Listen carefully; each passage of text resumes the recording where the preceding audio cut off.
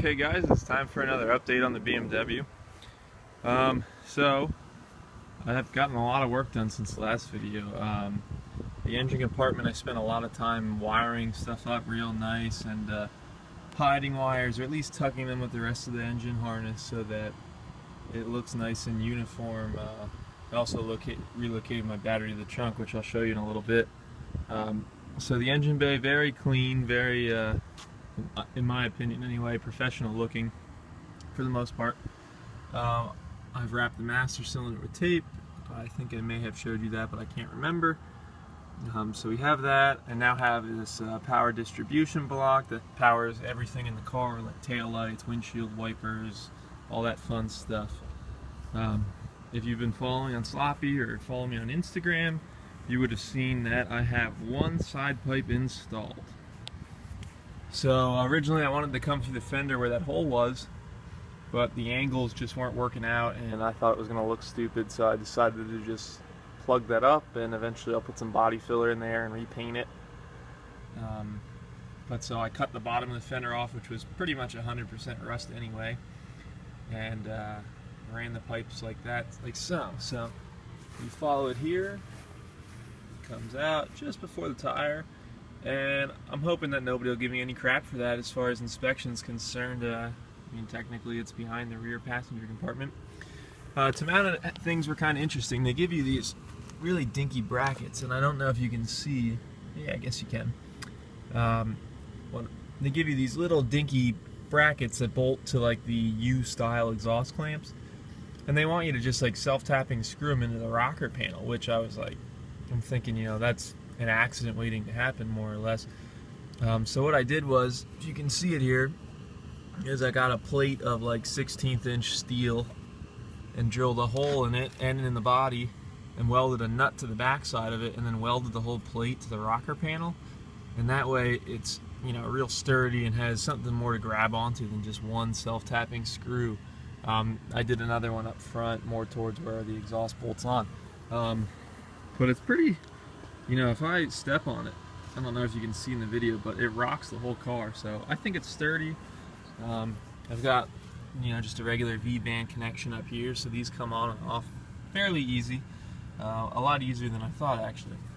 So that's pretty cool. I think it, you know, if you step back, it definitely doesn't fit the car, but at the same time, when the hood's down and the hood scoop's showing, I think it looks pretty cool. Another thing that I want to add is they make like an M5 spoiler for an e28 M5, and they make replicas on eBay for like $100, so I think I'll probably do that just to add something to the rear of the car to tie together that whole ratted together hot rod type look. In the trunk we have our fuel cell. If you haven't seen it, I finally ran a vent properly. Before I just had this fitting out in the open and the whole car smelled like gas all the time because it was just venting into the trunk. So I had some dash 10 fittings laying around that I had previously tried to use for the oil filter relocation kit when I had the Canton pan, but that didn't work out for me. So got rid of that and just had the fittings laying around, so I figured I might as well use them. I mean, I cut and welded them together, you can see here. But I sprayed them with a metallic blue spray paint that's very close to the anodized color. And yeah, it doesn't look terrible, and it's in my opinion free, because before I was just going to throw it away anyway. And then so I relocated my battery.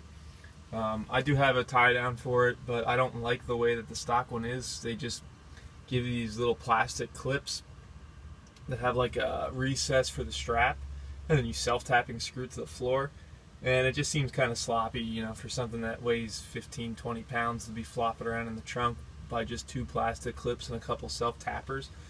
I don't really trust it, so I'm probably going to make something metal to hold that in, maybe with angle iron, and then get, you know, like the vertical long bolts with a tie down across the top. And then so I have my two grommets that come through the frame here, and I'll just quick crawl under the car. You can't really see them. The positive goes there, and the ground is I don't think you can see it, but it goes just to where the diff bolts to the frame. So I figured that'd be a good ground, and then I ran the power up along with the fuel line. I mean, some people may argue that they wouldn't run their positive battery line next to a fuel line. But the way I look at it is, if it doesn't move and there's no way for it to rub, then there's no danger at all. So your fuel line shouldn't leak and your positive shouldn't spark if you installed everything correctly. So I'm not too concerned about it. Obviously I'll check up on this all the time to make sure. But so the battery relocation wasn't bad at all. And so I ran that all the way down to the starter. And then I got, this was pretty cool. On the alternator I got like another battery cable from AutoZone and just hid it underneath the intake manifold. And that wraps around and then goes down to the starter over here. Obviously I'm sure you know how it works. I don't know why I'm trying to explain it to you. But if you don't, now you know. And that's about it. You know, just a couple more little things to go. I got to put brakes on it. I know I keep telling you that. I should probably just do it. I've got to make a power steering reservoir, even though this car doesn't have power steering anymore. The lines for the steering box, I guess you can't see them anymore. Lines for the power steering box are just hanging right now, and it leaks fluid all the time when you spin. It's like a worm gear with ball bearings, and I'm kind of afraid that over time it's going to lose like all lubrication and cause it to lock up on me one day while I'm driving, which would be incredibly scary and super dangerous. So I bought some AN fittings in line, and what I'm going to do is weld a reservoir with 2 fittings on the bottom, and then run a line to the top of the box and the bottom of the box where the fittings are, and then I'll have like a filter on the top of the reservoir. That way all the air can bleed out, and as you turn the car left and turn the car right, the fluid has an ability to move up and down and keep the box lubricated, and it probably should actually make it a little easier to turn. I don't know if you've ever seen me, but this is what my arms look like. I am not you know, a strong guy, and sometimes I struggle around the driveway. Once you're moving, it's not too bad, but I don't want to look like a dumb weakling at car shows and stuff. So if I can make sure that I'm not going to die on the highway when the steering locks up, and also get a little bit of assist out of it so that I don't look like a total weakling all the time, that'd be cool too.